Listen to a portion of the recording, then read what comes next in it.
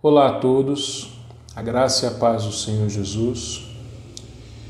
Eu quero meditar com vocês no texto da carta de Paulo aos Efésios, capítulo 2, do versículo 1 até o versículo 10. Nos diz assim esse texto: Ele vos deu vida, estando vós mortos nos vossos delitos e pecados, nos quais andastes outrora, segundo o curso deste mundo, segundo o príncipe da potestade do ar, do espírito que agora habita nos filhos da desobediência, entre os quais também todos nós andamos outrora, segundo as inclinações da nossa carne, fazendo a vontade da carne e dos pensamentos, e éramos por natureza filhos da ira, como também os demais. Mas Deus, sendo rico em misericórdia, por causa do grande amor com que nos amou, e estando nós mortos em nossos delitos, nos deu vida juntamente com Cristo. Pela graça sois salvos. E juntamente com Ele, nos ressuscitou e nos fez assentar nos lugares celestiais em Cristo Jesus, para mostrar nos séculos vindouros a suprema riqueza da sua graça em bondade para conosco em Cristo Jesus. Porque pela graça sois salvos, mediante a fé. E isto não vem de vós, é dom de Deus. Não de obras, para que ninguém se glorie, pois somos feitura dele, criados em Cristo Jesus para boas obras, as quais Deus de antemão preparou para que andássemos nelas. Oremos. Senhor, eu te agradeço pela tua palavra e te peço que agora o Senhor dê a iluminação do teu Espírito a mim, ó Deus, na exposição, e a todos aqueles que ouvirem, ó Pai, no momento em que ouvirem esta mensagem, que o teu Espírito, Pai, fale a esses corações. É o que eu te peço em nome de Jesus. Amém. Nesses tempos em que essa tal pandemia tem sido o maior motivo de notícias em todo o mundo, muito se fala a respeito da vida e da morte. É interessante que os maiores telejornais noticiam dia a dia o número de mortos por esse vírus. Nós sabemos que esses números não são precisos, mas, como já disse um dono de televisão, a morte vende, o medo vende. Sim, porque a morte, ela cria uma curiosidade nas pessoas. As pessoas gostam da morte. Parece um gosto tenebroso, macabro esse, mas é a pura verdade. Se você está numa estrada, no seu carro ou num ônibus e de repente o tráfego começa a ficar lento, você já imagina o quê? Acho que na frente teve algum acidente. E se de fato, conforme o seu veículo vai se aproximando e percebe que realmente houve um acidente, você vê ali alguns veículos acidentados, qual é a segunda coisa que você pensa? Será que alguém morreu?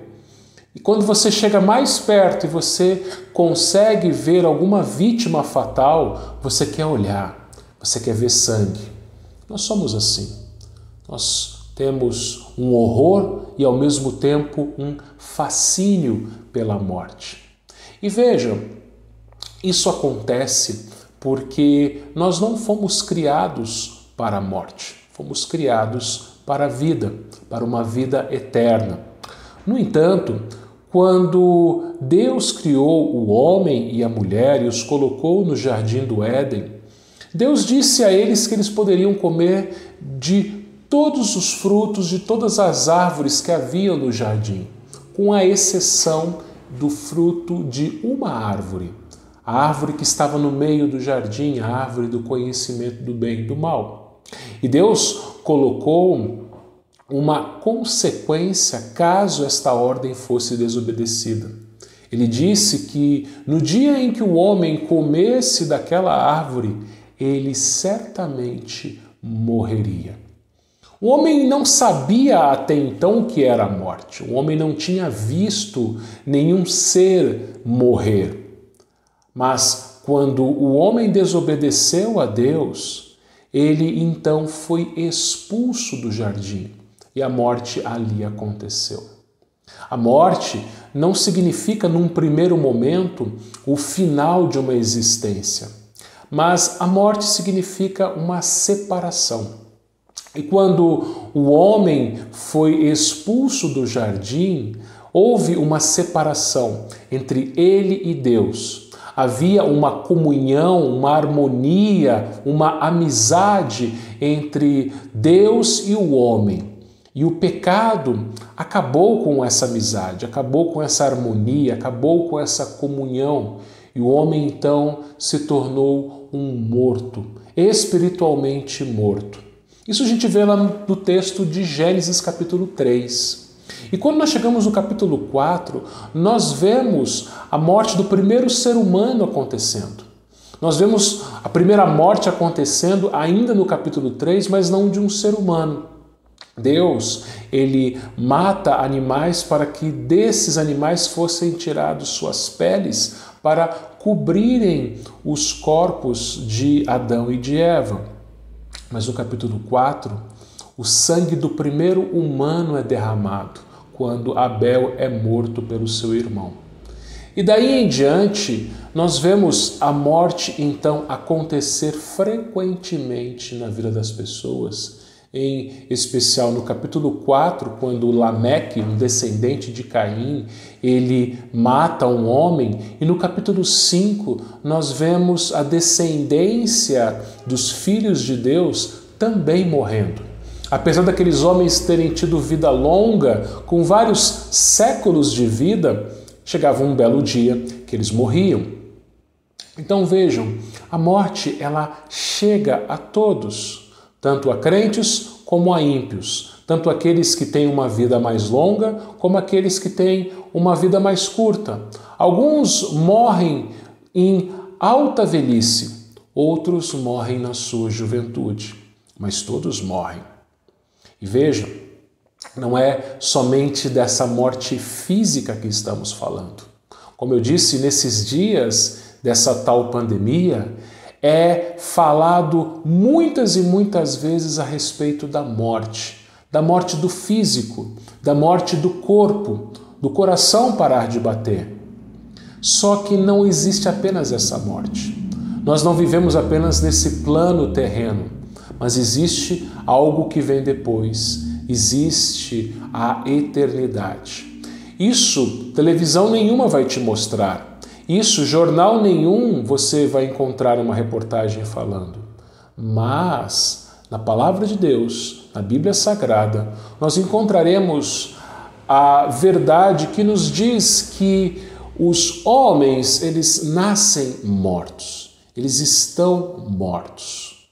E existe, sim, uma solução para essa morte.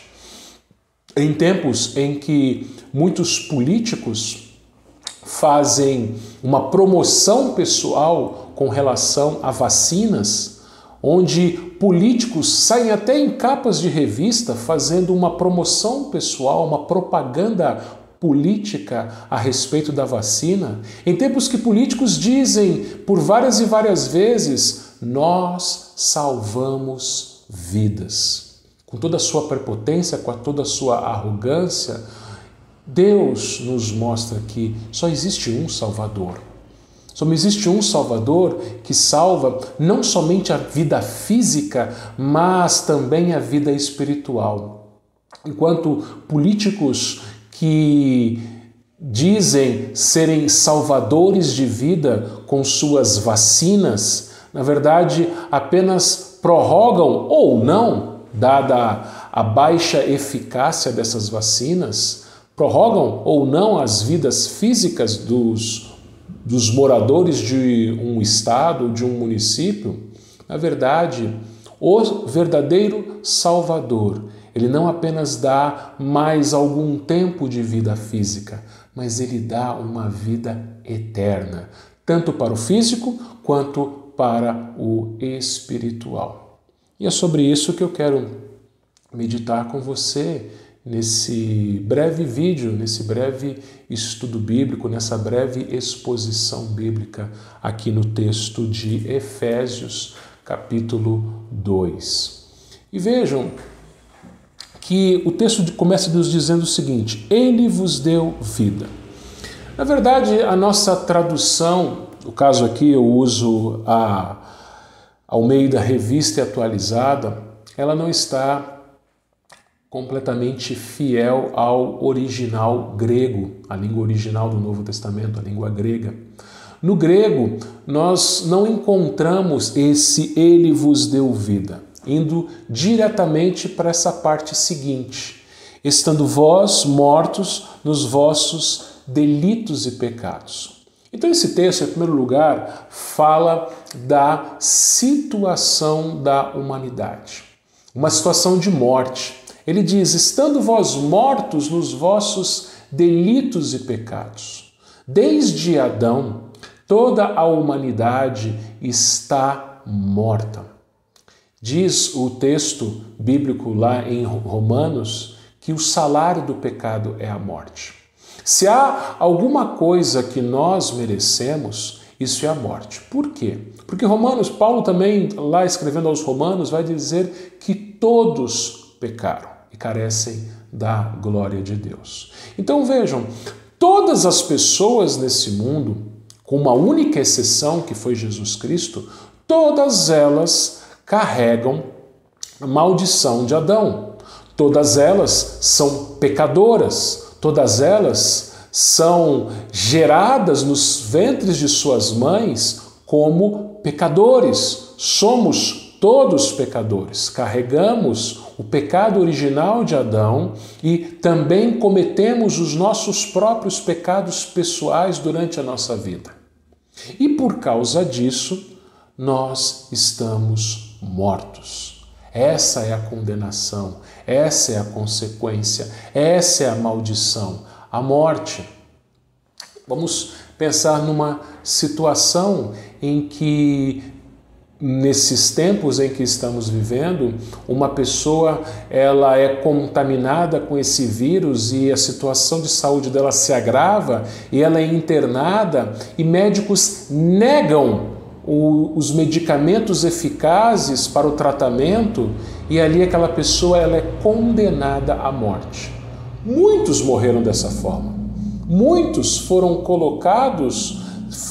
diagnosticados com esse vírus e médicos não deram os medicamentos necessários e essas pessoas elas foram piorando até ficarem sem ar, serem entubadas e continuarem sem os medicamentos necessários e serem condenadas à morte.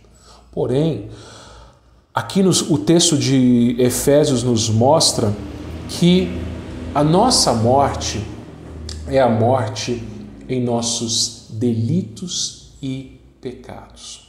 Enquanto alguns morreram por negligência médica, por efeitos políticos, a morte espiritual humana, ela se dá por culpa do próprio homem.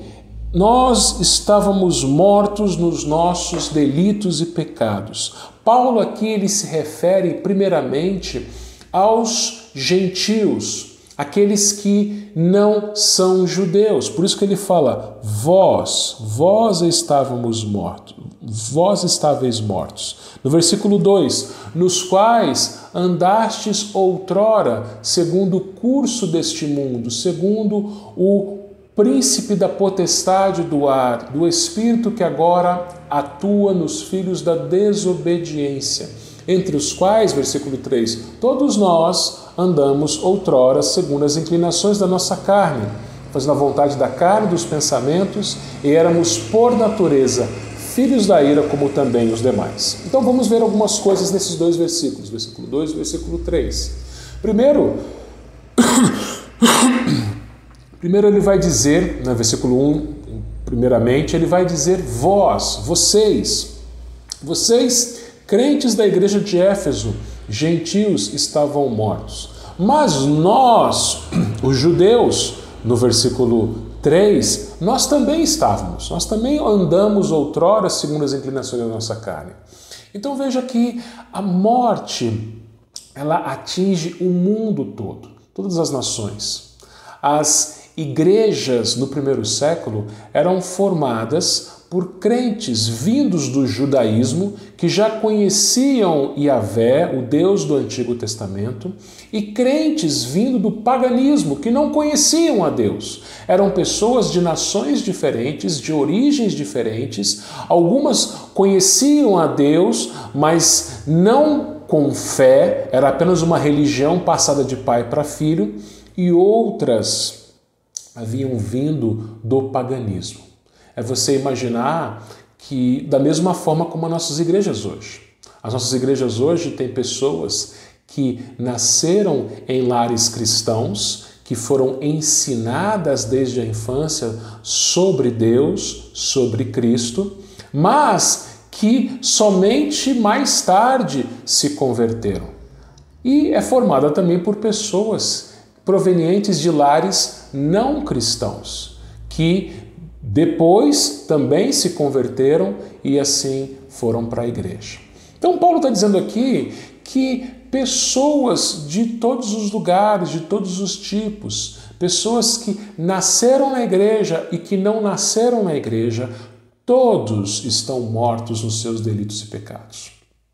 Por isso, de nada adianta você imaginar que pelo fato de que você nasceu na igreja, o seu pai é um cristão, a sua mãe é uma cristã, você que é presbiteriano, foi batizado na sua infância, você acha que isso é suficiente para a sua salvação, que isso te dá vida. Por que não? Os judeus, Paulo fala aqui, assim como ele fala mais detalhadamente lá em Romanos, nos capítulos 1 a 3, os judeus, eles tinham as escrituras, eles tinham a lei, eles tinham a circuncisão, mas eles eram pecadores, estavam perdidos, estavam condenados. Da mesma forma como os gentios, que não tinham nada disso e também estavam condenados. Então perceba, uma pessoa que nasceu num lar cristão, uma pessoa que foi criada no Evangelho, que foi batizada na sua infância, se ela não creu no Senhor Jesus Cristo, ela está morta nos seus pecados. Da mesma forma como uma pessoa que nunca leu a Bíblia, que nunca foi na igreja, uma pessoa que viveu a sua vida toda no paganismo, fora do cristianismo. Então todos estão mortos, todos estão condenados, todos pecaram, todos estão mortos. E qual é a característica de uma pessoa morta? Uma pessoa morta é alheia a tudo o que acontece ao seu redor. O morto não tem consciência.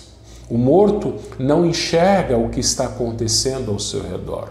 Uma pessoa morta não sabe quais as pessoas que estão próximas delas. Uma pessoa dentro de um caixão morta não sabe quem são aqueles que carregam o seu caixão. Ele não tem consciência disso. Paulo aqui fala do morto espiritual, daquele que não tem consciência das coisas espirituais, que não tem consciência de Deus. Ele até sabe que Deus existe, mas ele não sabe daquilo que Deus requer dele. Ele é alheio a isso. No versículo 2, mais uma vez, Paulo vai dizer, nos quais andastes outrora, ou seja, antigamente, no passado, aqueles cristãos, eles andavam nos seus delitos e pecados. Como? E ele diz, segundo o curso deste mundo. Você imagina um trem. Esse trem, qualquer trem, ele vai seguir o curso dos trilhos. Ele vai sempre andar de acordo com os trilhos, com a direção dos trilhos. O mundo ele tem um curso, o mundo ele tem uma direção. E a direção deste mundo, quem dá diz o texto aqui no versículo 2, é o príncipe da potestade do ar, do espírito que agora atua nos filhos da desobediência. Ou seja, aqueles que estão mortos nos seus delitos e pecados, eles seguem o curso de Satanás, eles seguem o curso daquilo que Satanás impõe para este mundo. E eles seguem também o curso do seu próprio coração.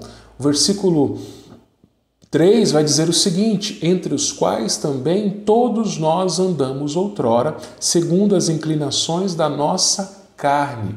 Vejam, Paulo diz aqui que a inclinação de uma pessoa morta é uma inclinação para si mesma, para a sua própria carne. Escrevendo a sua primeira carta, João vai falar a respeito das coisas deste mundo, dos desejos desse mundo. A concupiscência da carne, a concupiscência dos olhos, a soberba da vida. Então, o que acontece? Uma pessoa morta nos seus pecados, uma pessoa morta espiritualmente, ela vai seguir o seu coração. Alguns filmes você vai encontrar um personagem falando para o outro, siga o seu coração. Só que não existe nada mais antibíblico do que isso, porque uma pessoa que segue o seu coração, ela está morta nos seus pecados. Porque a Bíblia nos diz que o nosso coração ele é enganoso e desesperadamente corrupto.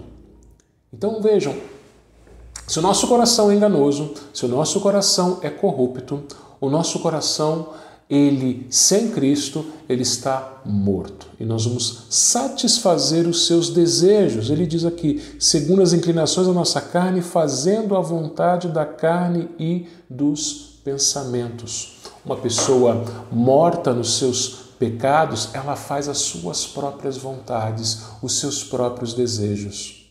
Não é isso que nós vemos ao nosso redor, na nossa sociedade? Não é isso que nós vemos acontecendo não somente na televisão, na mídia, mas também com vizinhos, com parentes, com pessoas de todos os tipos, querendo fazer os seus próprios gostos, as suas próprias vontades, querendo satisfazer os seus próprios desejos. Pessoas assim estão mortas.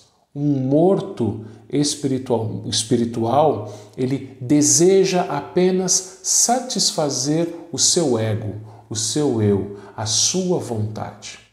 Ele não quer saber de Deus. Ele não quer Deus na sua vida, ele foge de Deus. É como disse o salmista, diz o insensato no seu coração, não há Deus. Na verdade, todas as pessoas sabem que Deus existe. Os chamados ateus vão afirmar que Deus não existe numa tentativa de fuga, porque eles sabem sim que Deus existe. Eles têm a lei gravada em seus corações. Eles têm a consciência de que sim, existe um Deus, mas eles fogem desse Deus, eles fogem da vontade desse Deus, eles tampam os seus ouvidos para a voz deste Deus. Então o que eles fazem? Eles fazem as suas vontades, não a vontade de Deus. Eles satisfazem os seus desejos e não os preceitos de Deus. E diz o texto, queridos irmãos, que no versículo 2, mais uma vez, que estes são filhos da desobediência. Ou seja, existe uma lei que deve ser obedecida, mas o morto espiritualmente, ele insiste em desobedecer. E esse é o morto espiritual. É alguém desobediente, é alguém que não quer saber de Deus, é alguém que quer satisfazer apenas os seus desejos, as suas vontades, é alguém que quer ter uma vida de acordo com os seus desejos, de acordo com a sua vontade. E termina aqui o versículo 3 dizendo, éramos por natureza filhos da ira, como também os demais. éramos por natureza, ou seja, naturalmente todas as pessoas são assim. Todas nasceram assim. Todas nasceram mortos nos seus delitos e pecados. Então, note uma coisa. Isso é uma realidade para o mundo inteiro. Quando se fala dessa pandemia, fala que ela tomou conta de todo o mundo. Mas nós bem sabemos que ela não contaminou todas as pessoas do mundo até agora. E mesmo que chegue um momento que ela contamine todo mundo, que esse vírus contamine todo mundo, nós já sabemos que a grande maioria não vai morrer. Aliás, terá alguns sintomas bem leves. Poucos daqueles que forem contaminados com esse vírus, poucos é que desenvolverão sintomas mais graves e irão morrer. Agora, pense no pecado. O pecado é um vírus mortal, muito mais mortal do que qualquer outro vírus que existe. O pecado, ele traz a morte física como qualquer vírus, mas pior, ele traz a morte espiritual e a morte eterna.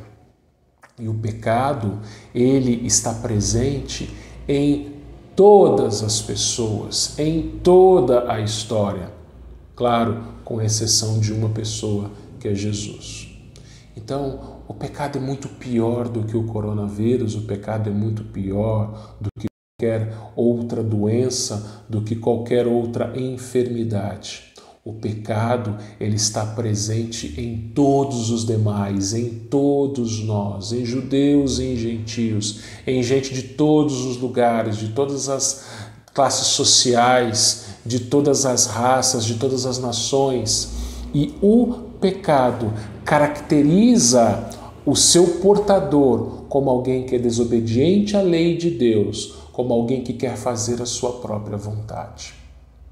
Mas a segunda parte do nosso texto vai nos mostrar como Deus tratou com o pecado, como Deus tratou com aqueles que foram infectados pelo pecado, com todos nós. Ele diz aqui no versículo 4, mas Deus, sendo rico em misericórdia, por causa do grande amor com que nos amou, e estando nós mortos em nossos delitos, nos deu vida juntamente com Cristo.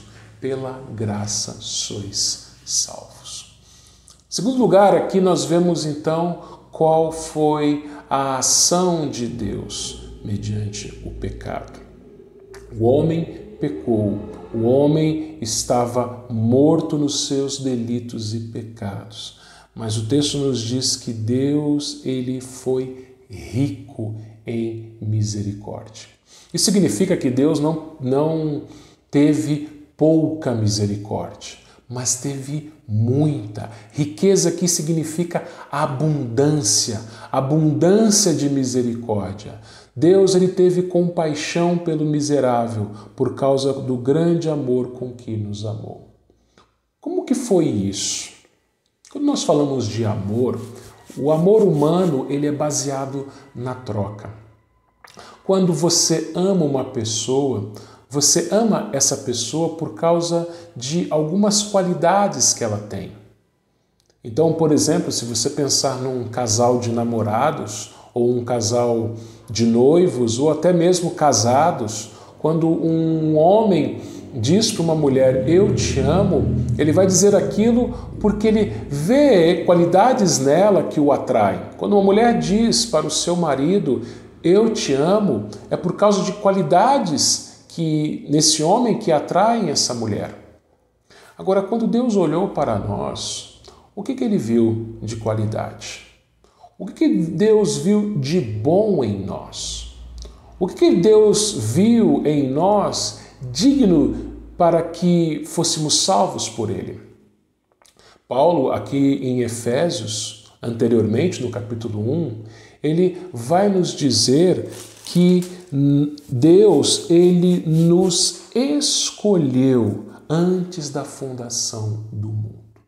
Mas como foi essa escolha?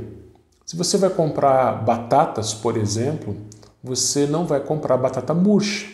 Você não vai comprar batata com caroço. Você não vai comprar batata podre. Você vai escolher as melhores batatas, as batatas mais bonitas, as batatas mais novas. E assim com todas as outras coisas que a gente resolve comprar. Quando Deus olhou para nós, Ele só viu batatas podres. Não tinha nenhuma batata digna de ser aproveitada. Nenhuma batata que pudesse dizer, bom, dá para salvar esse pedaço aqui. Não, eram batatas podres, totalmente podres, era lixo. E Deus olhou para nós, naquela situação de podridão, naquela situação de morte. Isso me faz lembrar quando Ezequiel, lá no capítulo 37, diz que ele foi levado a um vale de ossos secos e esses ossos estavam sequíssimos. Mais morto do que isso, impossível, já não havia nem mesmo corpos, eram apenas ossos espalhados pelo vale. E quando Deus mandou Ezequiel profetizar aqueles ossos, a Bíblia diz que aqueles ossos foram se juntando um a um, osso ao seu osso, formaram esqueletos, cresceram tendões, carne, pele. E no segundo momento, Ezequiel profetizou novamente e aqueles corpos ganharam fôlego de vida. Então, quando Deus olhou para nós, o que Ele viu foram ossos secos, foram pessoas mortas.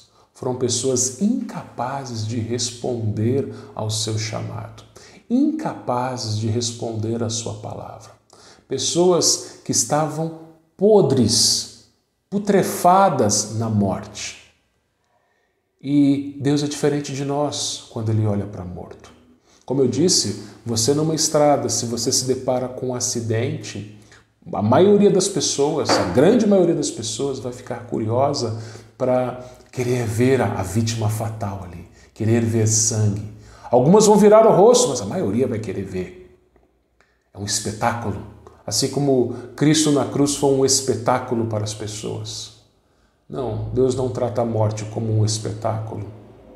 Deus, Ele olhou para nós, aqui no versículo 4, e Ele foi rico em misericórdia.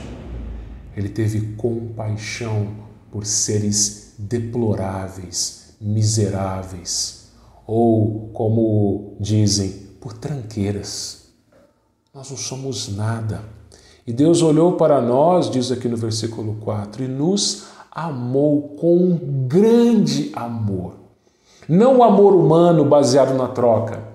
Não o amor em que você olha para o outro e vê algo de interessante, alguma qualidade, alguma coisa de boa naquela pessoa. Você não ama um criminoso, você não ama um bandido, você não ama um político corrupto, apesar que algumas pessoas ainda votam em gente assim. Mas Deus olhou para nós e o que Ele viu foi corrupção. O que Ele viu foi coisa ruim, o que Ele viu foi pecado, o que Ele viu foi morte. Deus olhou para nós e Ele viu podridão. Pode parecer pesado isso para você, mas essa é a verdade. O pecado é lixo, é lixo. E nós, por causa do nosso pecado, éramos lixo. E Deus olhou para nós e nos amou. Eu costumo dizer que Deus ele tem um terrível mau gosto, porque Ele escolheu a mim e a você. Deus não nos escolheu baseado em qualidades nossas, mas Deus nos amou. Olhou para nós do jeito que nós éramos e Ele nos amou. No versículo 5 ele diz, estando nós mortos nos nossos delitos e pecados, os nossos delitos, nos deu vida juntamente com Cristo. Pela graça sois salvos. Essa vida foi juntamente com Cristo. No versículo 6 ele vai dizer, juntamente com ele nos ressuscitou e nos fez assentar nos lugares celestiais em Cristo Jesus. Por que nós temos vida? Por que nós que estávamos mortos, condenados pelos nossos pecados à morte, a gente não tinha saída, a gente não tinha escapatória, a gente não tinha para onde correr, a gente não tinha solução? Temos agora vida. Porque Cristo ressuscitou. Porque Cristo ressuscitou, nós temos vida juntamente com Cristo. Quando Jesus morreu, tudo aquilo que causava a nossa morte foi pago. Os nossos pecados foram pagos na cruz do Calvário. Antes de Jesus entregar ao Pai o seu Espírito, Jesus disse, está consumado, está quitado, foi tudo pago, Pai. Todos os pecados dos seus filhos, do seu povo, da minha igreja foram quitados, foram pagos, está consumado. Então, vejam, aquilo que provocava a nossa morte, o nosso pecado, foi pago por Jesus na cruz. Veja novamente no versículo 3, que nós éramos filhos da ira. O que isso significa? Filhos da ira. Significa que, por causa do nosso pecado, a ira de Deus repousava sobre nós. É isso que João 3,36 fala, né? Aqueles que rejeitam a Cristo, sobre eles permanece a ira de Deus. Porque nós pecamos, o que nós merecemos é a ira de Deus, o castigo santo, justo e eterno de Deus sobre os nossos pecados. Deus é santo e somos pecadores. Nós não temos a mínima condição de estar na presença de um Deus santo, de um Deus justo com os nossos pecados.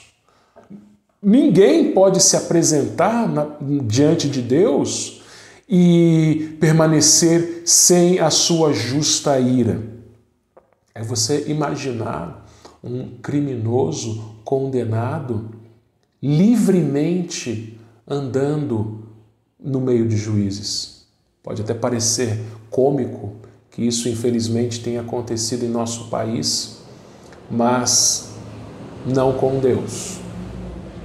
Deus é o justo juiz e aqueles que são condenados pelos seus pecados, não podem ficar na sua presença, a não ser que ele providenciasse um substituto para esses condenados. Deus é amor, mas Deus também é justiça. Diz o texto que Deus nos amou, mas diz o texto também que ele ressuscitou a Jesus Cristo. E se ele ressuscitou a Jesus Cristo é porque Jesus morreu. E Jesus morreu porque ele tinha que sofrer pelos nossos pecados, morrer pelos nossos pecados em nosso lugar. A justiça de Deus, que era para nós, foi desviada para o Filho de Deus, para que agora sim nós tivéssemos vida. Então entenda, Deus ele te amou, só que o amor de Deus não significa passar uma borracha, colocar uma pedra, não tocar mais no assunto. Deus não chega para você ou para mim e fala, olha, tudo bem, deixa para lá, o que passou, passou. Você pecou mesmo, mas vamos começar uma vida nova, o que ficou para trás ficou, vida que segue. Não, Deus ele não faz isso. Porque se ele fizesse isso, ele iria ferir a sua justiça. Ele seria um Deus injusto. Mas Deus ele é justo juiz. E alguém tinha que morrer. No Antigo Testamento, Deus providenciou cordeiros que fossem mortos no lugar dos pecadores do seu povo. Mas esses cordeiros eram animais não pecam. O Hebreus vai nos dizer que é impossível que sangue de animais purifiquem pecados. Mas esses cordeiros apontavam para Jesus, o Cordeiro de Deus que tira o pecado do mundo. E quando Jesus morreu, a justiça de Deus foi satisfeita. E Deus então o ressuscitou. E agora nós temos vida. Vida com Cristo. Às vezes eu vejo pessoas felizes por tomarem a tal vacina, dizendo que estão imunizadas. Eu tenho agora mais alguns anos de vida. Eu acho que muito mais feliz do que tomar uma vacina que possa proteger de um tal vírus é quando você crê no Senhor Jesus Cristo. Porque mesmo que você tenha mais algum tempo de vida nesta terra, isso não é nada comparado à eternidade. E onde você passará a eternidade? Passará a eternidade vivendo com Cristo ou passará a eternidade debaixo da ira de Deus? Isso sim deve nos causar espanto. E aqueles que creram devem trazer uma alegria muito maior, incomparavelmente maior do que qualquer vacina. Voltando para o nosso texto, ele vai dizer no final do versículo 6, e nos fez assentar nos lugares celestiais em Cristo Jesus. Aqui, queridos irmãos, é algo que aponta para o futuro já acontecendo hoje. Nós nos assentamos nos lugares celestiais em Cristo Jesus. Nós ainda vivemos nessa terra, nós ainda temos algum tempo de vida nessa terra, mas nós já somos co-herdeiros com Cristo. O céu já é nosso.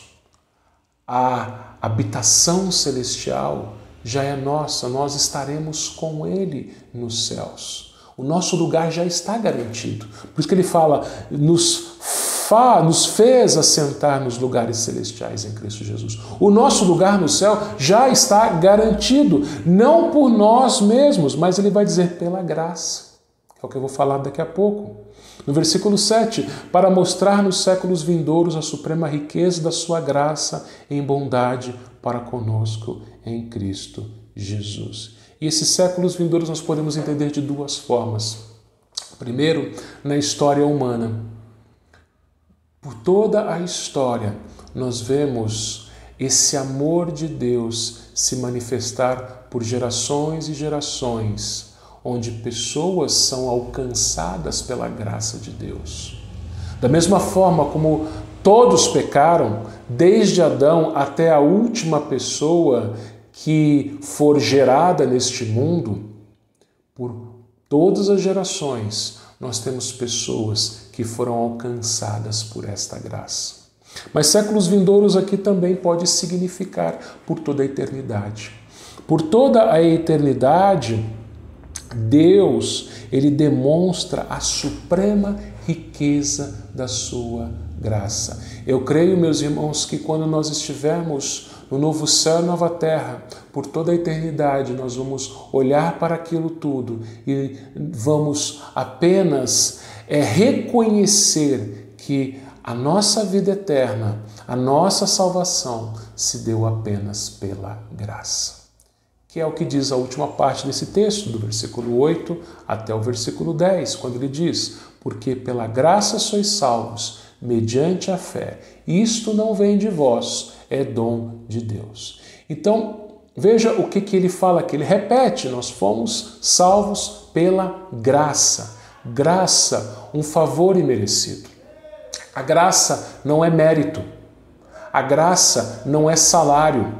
Quando você trabalha, você recebe o salário com justiça. Por quê? Porque você fez um acordo com o seu patrão, com a sua patroa, e você fez o seu trabalho naquele período, e por causa do seu trabalho, o patrão, a patroa te paga o salário.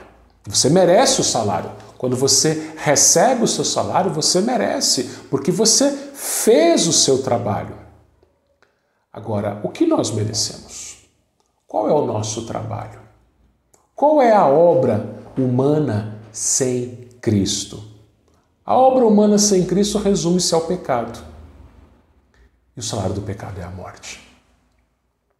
Então, a próxima vez que você disser o seguinte, eu não mereço isso, lembre-se que você merece a morte, a eterna. Você merece a condenação no inferno.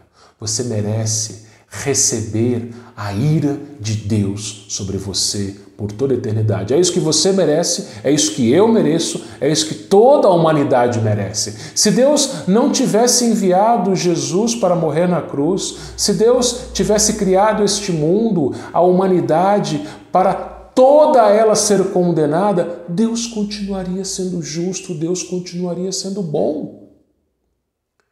Mas Deus resolveu criar um mundo, criar a raça humana feita à sua imagem. E de toda a humanidade escolheu alguns. E por estes alguns, o seu Filho veio a este mundo, morreu por eles e ressuscitou para dar vida a eles. Pela graça, você não merece. Você não merece, eu não mereço. É favor imerecido. Ele diz, pela graça sois salvos mediante a fé. Fé é quando você coloca a sua confiança única e exclusivamente em Jesus Cristo. Quando a sua confiança não está nas coisas, nas pessoas, nas circunstâncias deste mundo, mas você coloca a sua fé apenas em Cristo, não em Cristo e mais alguma coisa. Por que as seitas não são igreja? É porque Cristo e mais alguma coisa. Cristo não é suficiente. No catolicismo romano, é Cristo mais Maria. No adventismo do sétimo dia, é Cristo mais o sábado, mais as dietas alimentares que eles possuem. E em muitas outras seitas, é Cristo e a igreja. São aqueles que dizem, né? Se você não fizer parte da minha igreja, se você não for batizado na minha igreja, você não é salvo. Isso é seita. Isso não é cristianismo. Cristianismo é quando você coloca a sua fé apenas, somente em Cristo, mediante a fé. E isso não vem de vós, é dom de Deus. Você e eu somos incapazes de produzir fé, de fabricar fé. A fé é um dom. A fé é um presente que Deus coloca em nossos corações. E quando Deus coloca a fé no seu coração, você crê nele e você é salvo. E você tem vida. Veja que a cura para a morte é a fé. Muito mais eficaz, ou melhor, 100% eficaz. Nenhuma vacina é 100% eficaz. Aliás, as atuais vacinas que estão aplicando estão bem longe do 100%. Mas nenhuma vacina.